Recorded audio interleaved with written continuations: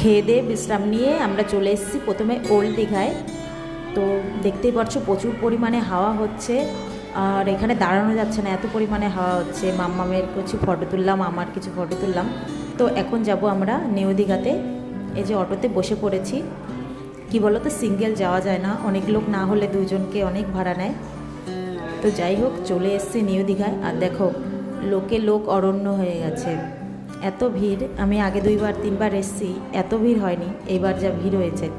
আজকে নিউ দীঘায় আসা খালি মামামের জন্য ও সেই পাগল হয়ে গেছে, চলো সমুদ্রে চলো স্নান করব। আর আসার পর থেকে আনন্দতে এত পরিমাণে চেল্লাচ্ছে, এ দেখো আমার হাতও ধরবে না, ও একা একা স্নান করবে। তাইতে 2-3বারের বেশি জল খাওয়া হয়ে গেছে।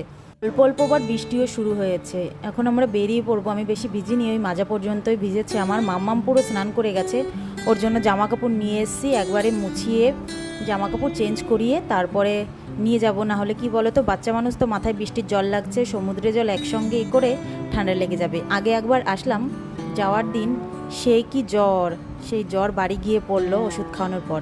তো দেখো এই যে কিনেছে বাচ্চাদের বায়না। এখন হোটেলে যাওয়ার পালা। ভিডিওটা এখানেই শেষ করে দিচ্ছি। নেক্সট ভিডিওতে তোমাদের সঙ্গে আবার দেখা হচ্ছে। সবাইকে টাটা।